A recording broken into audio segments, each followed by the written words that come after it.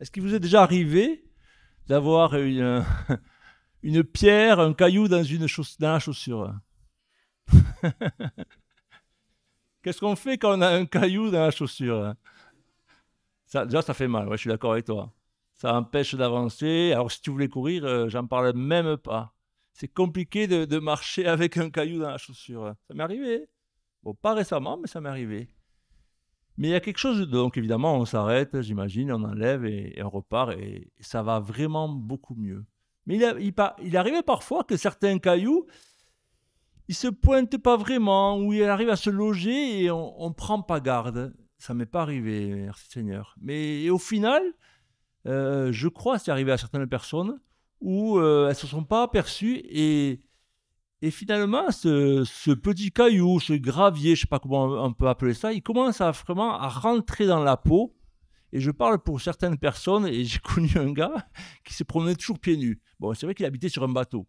Donc, sur un bateau, on est pieds nus. Mais le problème, c'est qu'après, il allait en ville pieds nus. Il venait au boulot, je bossais avec lui, il était pieds nus.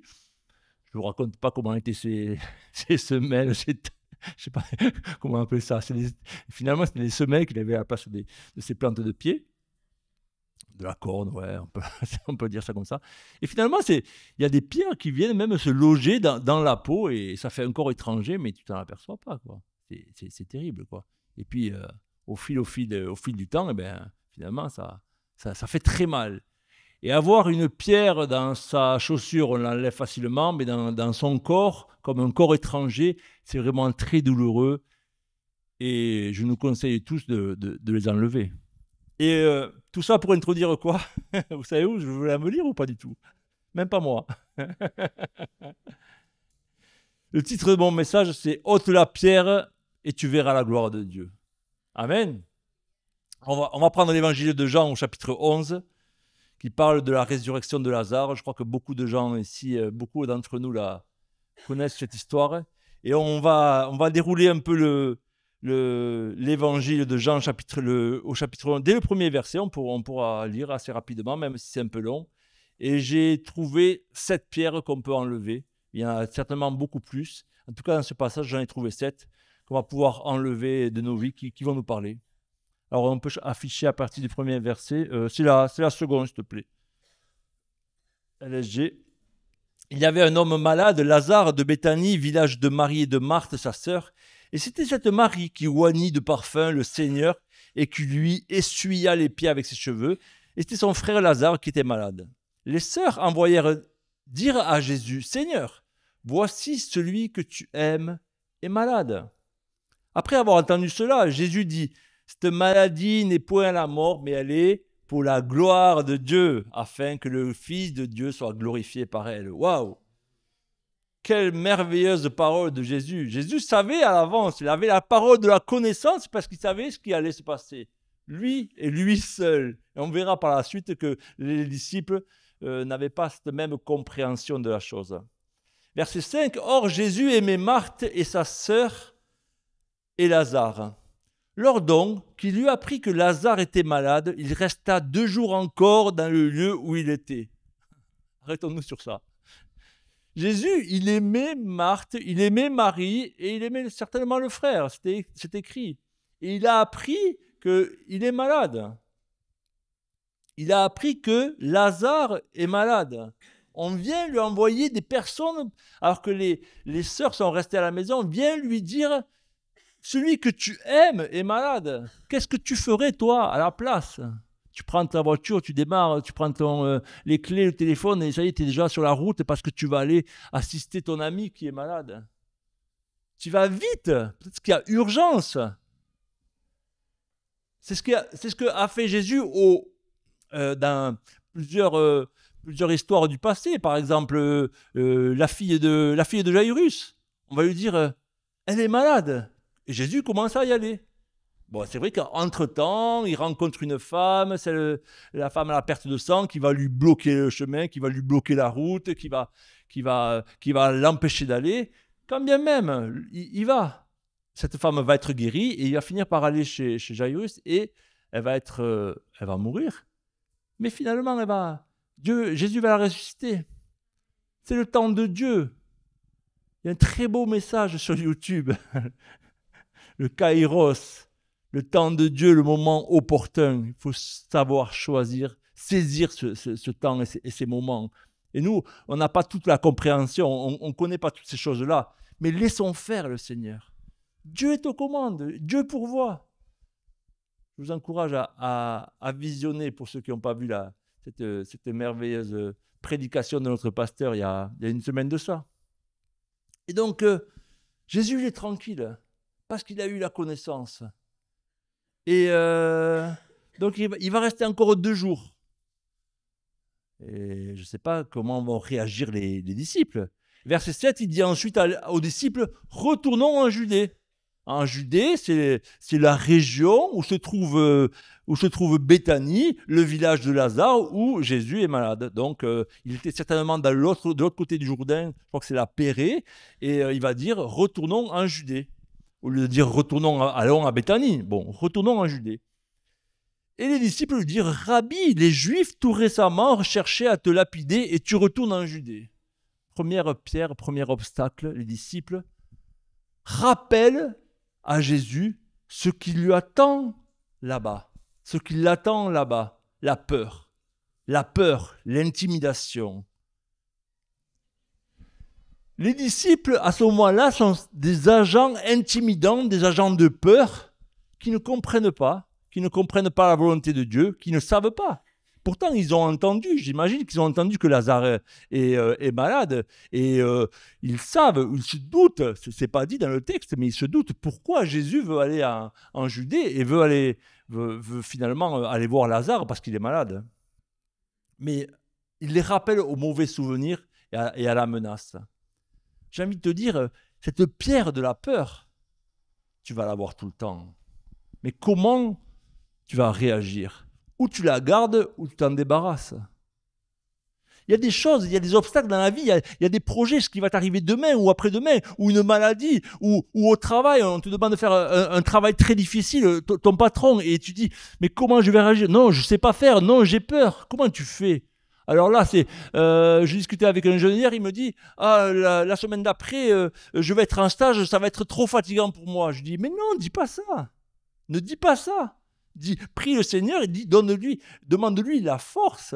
Si tu commences à aller comme ça, tu ne vas pas y arriver. Débarrasse-toi de cette pierre de peur ou de fatigue.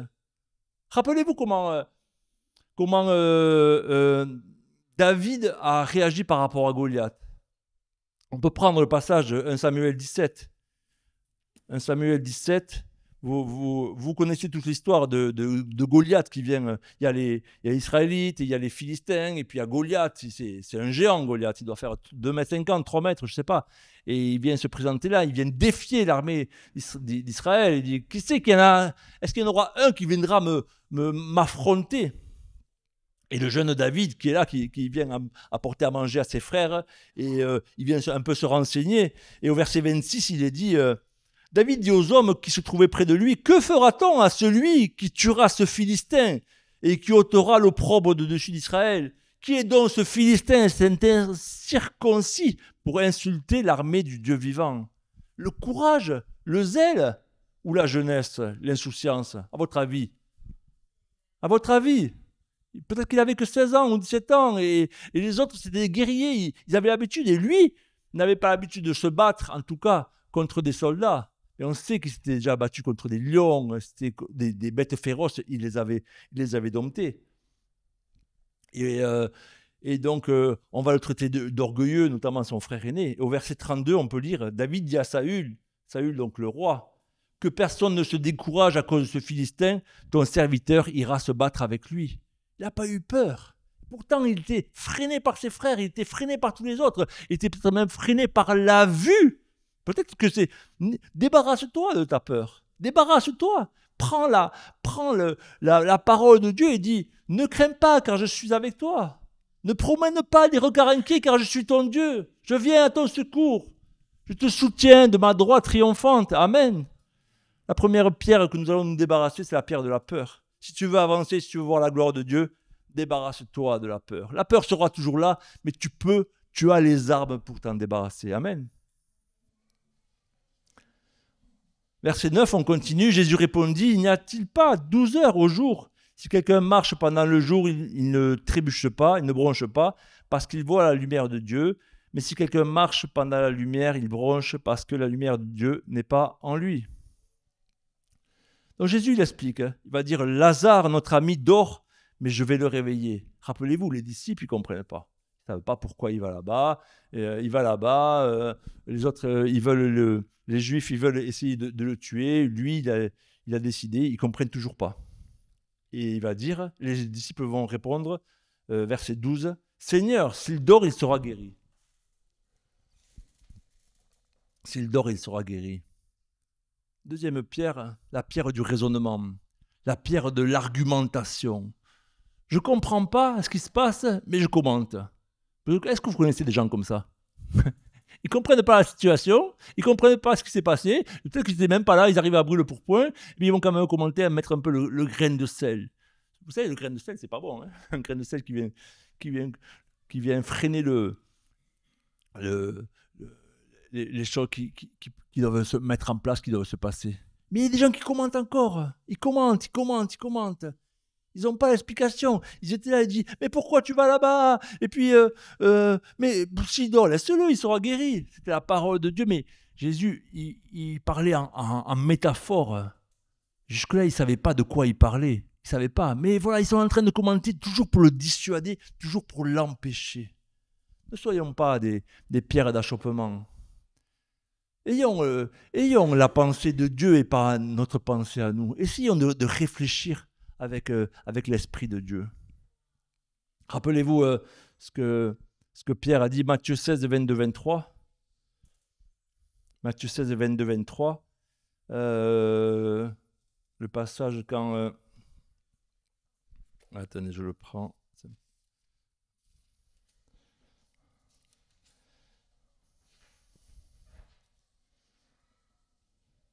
Ah voilà. Juste avant, Jésus il dit qu'il fallait qu'il meure et qu'il ressuscite le troisième jour. Et Pierre, croyant bien faire, parce que Pierre c'est un soldat, Pierre c'est pas un soldat, mais il est prêt à en découdre. Hein.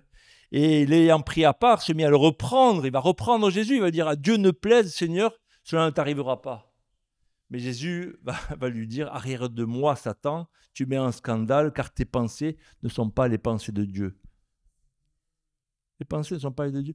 Lui, Pierre, il est fougueux. Il croit que ça va pas arriver parce qu'il est prêt à défendre Jésus. Et c'est une bonne chose de défendre Jésus. Mais vous croyez que Jésus a besoin de Pierre pour le défendre? Alléluia. Des fois, on a des raisonnements. Des fois, on commente. Des fois, on argumente comme ça. Mais on est à côté de la plaque. Les choses doivent se faire. Ayons confiance en Dieu, débarrassons-nous de ces choses. Paul dira aux Colossiens, il fait une prière aux Colossiens, chapitre 2, verset 2, Colossiens 2, 2, il dit, afin qu'ils aient, c'est Paul qui prie et qu'il dit, ils aient le cœur rempli de consolation, qu'ils soient unis dans la charité, enrichis d'une pleine intelligence, pour connaître le mystère de Dieu, savoir Christ. C'est ça. Des fois, c'est que on connaît Jésus, on connaît un peu Jésus, pas trop Jésus. Je ne sais pas à quel point tu connais Jésus au final, mais ça reste un mystère. Hein. Parfois, on pense que Jésus il va agir de telle sorte, de telle façon. Mais finalement, on est surpris. Et laissons-nous surprendre par Dieu. Et arrêtons de commenter, arrêtons de faire bon notre bouche. Amen. Continuons la lecture. Jésus avait parlé de sa mort, mais ils crurent qu'il parlait de l'assoupissement du sommeil. Verset 14, alors Jésus dit ouvertement, Lazare est mort. Il est obligé de leur dire, voilà, la réalité, en tout cas la réalité terrestre et pas spirituelle. Et à cause de vous, je me réjouis de ce que je n'étais pas là, mais allons vers lui. Waouh, c'est merveilleux. Si tu n'as pas la parole de connaissance, tu ne peux pas parler comme ça. Si le Saint-Esprit t'a donné de la parole de connaissance, alors tu peux parler comme ça. Parce que tu sais d'avance, à l'avance, ce que Dieu va faire. Amen. Alors Thomas, on continue. Hein, Thomas va dire, verset 16, dit aux disciples, allons aussi afin de mourir avec lui. On continue. Hein. Je continue à commenter. Je ne sais pas ce qui se passe, mais voilà. Thomas, il est solidaire. Il veut mourir. Il veut mourir avec Lazare. Hein.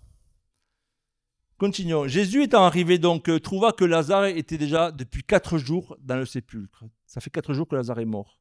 Et comme Béthanie était près de Jérusalem, à 15 stades environ, beaucoup de Juifs étaient venus vers Marthe et Marie pour les consoler de la mort de leur frère. Verset 20.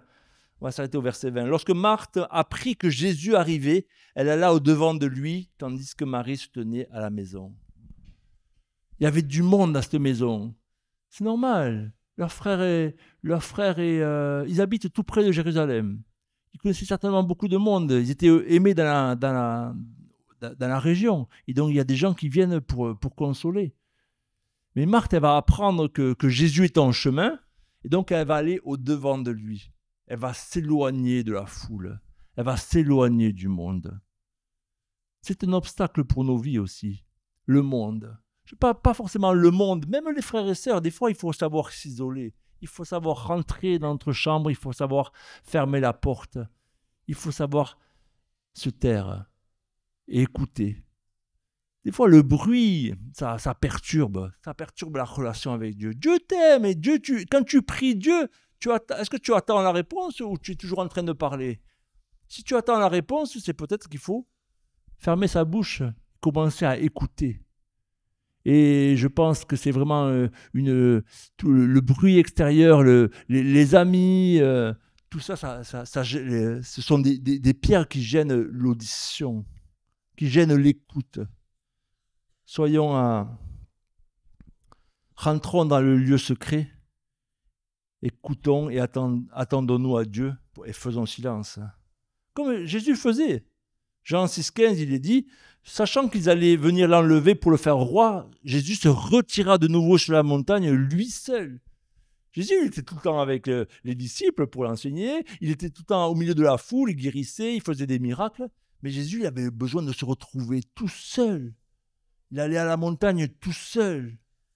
Et il allait chercher la volonté de Dieu, parce qu'il faisait la volonté de Dieu. On a besoin de se retrouver seul. La solitude, je vous parle pas de passer dans une vie d'ermite, c'est pas ça que je vous dis, mais arrêtez-vous et sachez que je suis Dieu, dit la parole de Dieu. Arrêtons-nous un peu pour écouter le Seigneur, et débarrassons-nous un peu du monde et de la foule. Cette pierre du monde. Amen. Alors, verset 21, Marthe dit à Jésus, « Seigneur, si tu eusses été ici, mon frère ne serait pas mort. » Waouh, la pierre du jugement. Pourtant, ils aimaient. J'ai envie de finir la phrase. Pourtant, tu l'aimes, tu nous aimes, tu es venu à la maison. Pourquoi tu n'es pas venu? Tu vois, on t'avait envoyé des gens. C'est moi qui finis les phrases. Hein. C'est pas du tout dans la parole de Dieu. Hein. C'est moi qui finis les phrases. Mais peut-être, j'imagine dans quel esprit, dans quel état elle est, Marthe. On t'avait envoyé des gens, tu savais. Oh, ça fait 4 jours qu'il est mort. Tu viens maintenant. C'est maintenant que tu viens. Le jugement. C'est dur le jugement. Hein. La pierre du jugement, la pierre du reproche. Peut-être que tu reproches à ton voisin, à ta voisine, à ton parent. À qui tu reproches quelque chose? Arrête. Arrête de reprocher. Arrête de juger. C'est difficile. Hein. Abandonne. Débarrasse-toi de cette pierre qui te... Voilà, j'en veux plus. Je veux plus. C'est le temps de Dieu, c'est le temps de Dieu. Ça n'a pas marché, ça n'a pas marché. Continuons à avancer, mais débarrasse-toi de ces pierres qui t'empêchent d'avancer, qui empêchent de voir la gloire de Dieu. La pierre du jugement. Alléluia. En plus, ça génère encore plus de ça. Ça génère même de l'injustice et même de la colère. Ça va même plus loin. Hein. Souvent, ça ne s'arrête pas là. Hein. Tu reproches quelque chose à quelqu'un, il ne l'a pas fait, et puis après, tu commences à être en colère. Elle dit, mais pourquoi tu as ressuscité? Jésus, il avait ressuscité la fille de Jairus. Jésus, il avait ressuscité le fils de la veuve de Naïn. Vous croyez qu'il n'avait pas déjà ressuscité des gens? Est-ce que c'était sa première résurrection?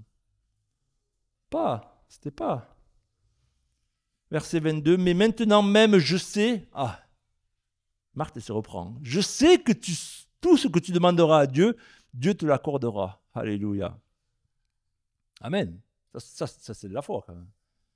Ça me plaît. Ça, c'est les chrétiens, des fois, non? On est à reproche du jugement, et je dis, ouais, non, mais j'ai la foi, quand même. Ouais, mais je continue à reprocher. Ouais, non, mais je crois en Dieu, alléluia, merci Seigneur. Ouais, mais quand même, je continue. Oh, arrête de marcher sur les. C'est pas un pantin, hein? Choisis à gauche ou à droite. Hein? Jésus lui dit, ton frère ressuscitera. Waouh, la parole. Hein? Quand tu entends cette parole, tu dis, oh, c'est merveilleux, c'est Jésus qui te parle. Ton frère va ressusciter, il ressuscitera. Je sais, répond Marthe, qu'il ressuscitera à la résurrection au dernier jour. La parole de l'imitation, la pierre de l'imitation. Jésus lui dit, ton frère ressuscitera, et elle comprend, Jésus ressuscitera le dernier jour. Alors, on peut comprendre, hein, Jean 6,40, quelque temps avant, Jésus avait parlé, avait dit, la volonté de mon Père, c'est que quiconque voit le Fils et croit en lui, quiconque voit Jésus et croit en lui, ait la vie éternelle, et je le ressusciterai le dernier jour. Donc, on ne peut pas en vouloir à Marthe, finalement, d'avoir dit ça. Je sais qu'il ressuscitera le dernier jour. Sauf que là, Jésus, il n'a pas dit, je vais le ressusciter le dernier jour. Il dit, ton frère ressuscitera. Des paroles de l'imitation. On limite Dieu dans notre vie. On a trop de... le pasteur, qu'est-ce qu'il avait dit, j'ai noté? Je suis la limite de Dieu. Entre Dieu et moi, c'est moi qui suis la limitation. Vous vous rappelez de ça? C'est vrai que c'est nous qui sommes la limitation de Dieu. Dieu, il veut agir. Dieu, il n'a aucun problème pour te bénir. Dieu, il n'a aucun problème pour te donner, pour te guérir, pour tes projets. Il n'y a aucun souci. C'est nous qui sommes les limites de Dieu. Cette pierre de l'imitation, c'est même un peu de l'incrédulité, non? Du doute. Je crois, ouais, j'ai la foi, comme je disais tout à l'heure, mais jusqu'où? Il va ressusciter. Ça, c'était la 5e pierre. Jésus lui dit, je suis la résurrection et la vie. Celui qui croit en moi vivra, quand même il serait mort. Et quiconque vit et croit en moi, je ne mourra jamais. Crois-tu cela? Crois-tu cela? Il lui pose la question, crois-tu cela? Et Marthe va répondre, verset 27. Oui, Seigneur, je crois que tu es le Christ, le Fils de Dieu qui devait venir dans le monde. Oh, alléluia. La révélation. Je crois qu'à ce moment-là, Marthe, elle a la révélation de qui est Jésus. Elle l'a vu faire des miracles, elle l'a vu bénir, elle l'a vu faire tant, même des guérisons et tout. Il est même venu à la maison. Mais là, à ce moment-là, elle a la révélation de qui est Jésus. Qui est Jésus? Il est le Christ, le Fils de Dieu qui devait venir dans le monde. Ça y est, elle vient de le recevoir dans son cœur. Est-ce que tout le monde a reçu Jésus-Christ dans son cœur ici? Jésus est une pierre, mais la pierre du secours. Ebenezer, la pierre du secours. Celle que nous ne devons pas de nous débarrasser, mais au contraire, que nous devons garder avec nous. Celle qui bâtit notre vie. Celle qui doit être le rocher, le roc sur quoi tu as bâti ta vie. Alléluia. Jésus. Jésus. Est-ce que tu veux recevoir Jésus aujourd'hui? C'est un jour pour dire oui. Tu fais comme Marthe. Tu dis oui. Tu lèves la main et tu dis oui. Je crois que tu es le Christ, Jésus, le Fils de Dieu qui devait venir dans le monde. Si tu n'as pas fait, fais-le maintenant. On peut même s'arrêter un moment, le temps de la prédication, baisser nos yeux juste quelques secondes, s'il vous plaît. Quelques secondes. Et je fais un appel comme ça, au salut. Est-ce que tu veux recevoir Jésus? Le Christ, le Fils de Dieu, comme Marthe l'a fait. La révélation. Le Saint-Esprit te donne cette révélation maintenant. Tu veux changer de vie.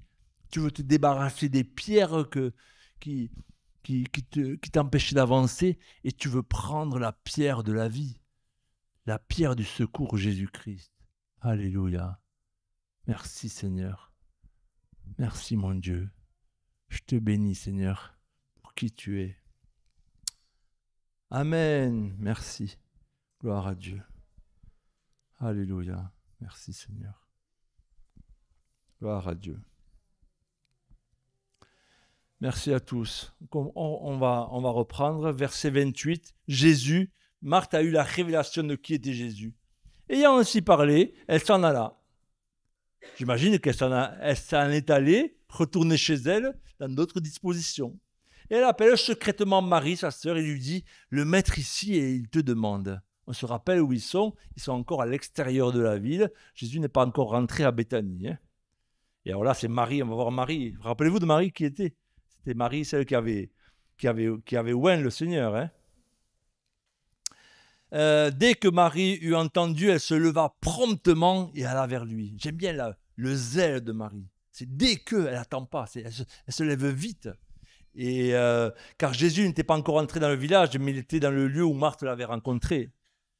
Les Juifs qui étaient avec Marie dans la maison et qui la consolaient, l'ayant vue se lever promptement et sortir la suivre, disant « Elle va au sépulcre pour y pleurer ». Les commentaires encore, hein. On retrouve les commentaires là, hein. On ne sait pas. On ne sait pas ce qui se passe, on ne sait pas ce qu'elle fait. On est là autour d'elle, on croit connaître le cœur des gens. Elle dit « Oh ben, voilà ce qu'elle va faire. Hein. » Qu'est-ce que tu sais ce qu'il y a dans ton cœur, dans le cœur de ton voisin?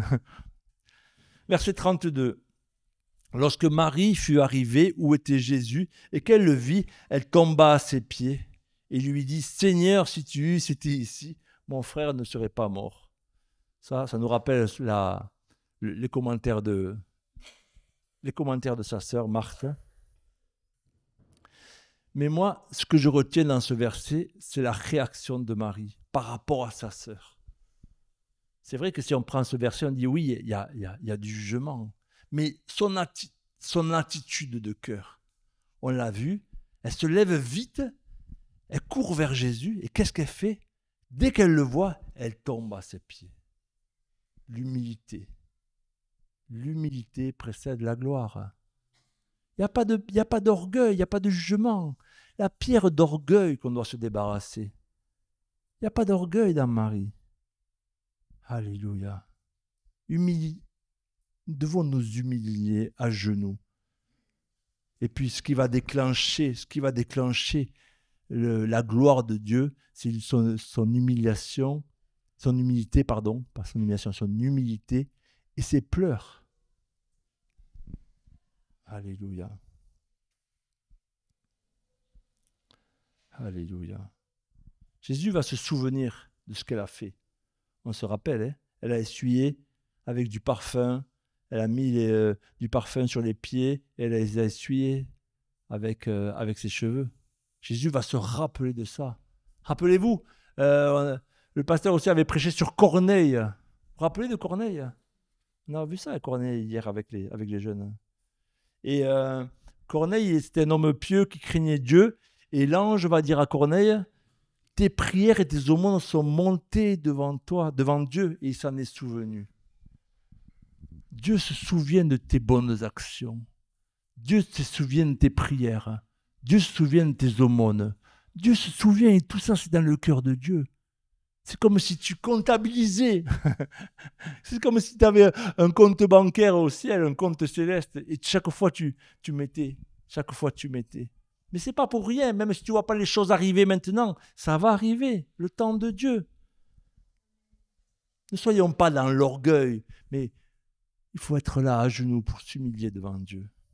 Cette pierre de l'orgueil, il faut qu'on s'en débarrasse. Amen. Les pleurs attirent la compassion.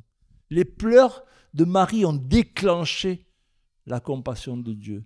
Moi, je suis certain que Jésus avait eu la révélation et savait ce qu'il allait faire, mais il y a un moment donné, il y a un temps où c'est maintenant que ça va se passer. C'est maintenant que ça va se passer. Le miracle, il va se passer maintenant. Jésus, la voyant pleurer, au verset 33, elle et les Juifs qui étaient venus avec elle frémit en son esprit. Notre parole va dire bouleversé. Jésus va être bouleversé. Par ton attitude, par tes pleurs, par tes prières ou par ta humilité, tu arrives à bouleverser le cœur de Jésus. Est-ce que tu veux ça? C'est comme ça que tu verras la gloire de Dieu. C'est comme ça que tu verras la gloire de Dieu. Où l'avez-vous mis? Seigneur, lui répondirent-ils, viens et vois. Jésus pleura. Jésus pleura. Jésus a été touché. Jésus a eu la compassion. Voyez, les Juifs vont dire, voyez comme il l'aimait. Lui qui a ouvert, verset 37, les yeux de l'aveugle, ne pouvait-il pas faire aussi que cet homme ne mourût point? Encore les mêmes, comment j'ai dit tout à l'heure, reproches. Marthe, Marie et eux. Toujours les mêmes reproches. On les retrouve, ça fait 3 fois dans ce texte on retrouve ces reproches.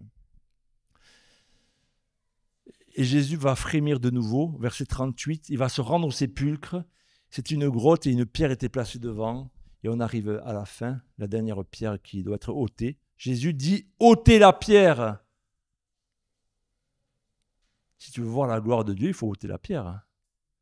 Mais Marthe va encore lui dire quelque chose. Pourtant, elle a eu la révélation de Jésus. Marthe va lui dire encore, il sent déjà 4 jours qu'il est là. Alléluia. L'incrédulité, le découragement. Comment on peut appeler cette pierre-là? J'y suis presque. Le chemin de la gloire de Dieu, il est presque là. J'y étais. Et au dernier moment, c'est encore à décourager. Encore une pierre à enlever parce que, non, débarrasse-toi de ça. Ne sois pas découragé. Le temps est long. Parce que tu pries depuis très longtemps et ça n'arrive pas. Et si tu t'étais arrêté, et si tu avais fait les 99 mètres de ton 100 mètres et que tu t'es arrêté juste là parce que tu ne voyais pas la ligne d'arrivée, et que la ligne d'arrivée était là, et c'est pas parce que je ne la vois pas que je ne vais pas arriver à la franchir, cette ligne. Jésus va dire, ôtez la pierre. Il faut que la pierre soit ôtée pour voir la gloire de Dieu. Sinon, Lazare ne peut pas sortir. Jésus va répondre à Marthe, elle va lui dire, ne t'ai-je pas dit que si tu crois, tu verras la gloire de Dieu? Waouh! Si tu crois, tu verras la gloire de Dieu. Ils ôtèrent donc la pierre et Jésus leva les yeux et va dire, Pierre, je te rends grâce de ce que tu m'as exaucé. Vraiment la parole de connaissance. Lazare est encore dedans et il est mort. Pour dire, tu m'as exaucé, mais à un moment où il dit ça, Lazare est mort. On est d'accord? Alléluia. Pour moi, je savais que tu m'exauces toujours, mais j'ai parlé à cause de la foule qui m'entoure, afin qu'ils croient que c'est toi qui m'as envoyé. Jésus a été envoyé par Dieu dans ta vie pour faire des miracles. Et ayant dit cela, il cria d'une voix forte, Lazare, sort. Et le mort sortit, les pieds et les mains liés de bandes et le visage enveloppé d'un linge. Jésus leur dit, déliez-le et laissez-le aller. Waouh, gloire à Dieu, gloire à Dieu. Quel chemin entre le moment où Jésus apprend que Lazare est malade et 4 jours après où il vient devant son tombeau, mais entre-temps il a discuté avec les Juifs, il a discuté avec les disciples, il a combattu parce qu'il y avait eu des obstacles pour sa venue, pour voir la gloire de Dieu. Il a discuté avec Marthe, il a discuté avec Marie, il a vu les pleurs, mais la gloire de Dieu est arrivée.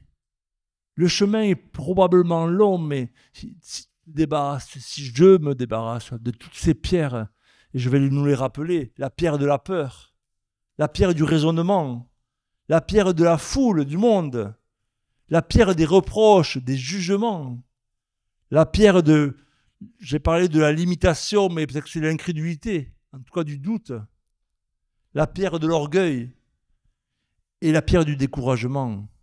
Mais probablement qu'il y en a plein d'autres. Ça existe, il y a encore d'autres pierres qu'on n'a pas vues ici. Si nous voulons voir la gloire de Dieu dans notre vie, débarrassons-nous de tous ces obstacles. Et Dieu agira. Amen. Que le Seigneur vous bénisse.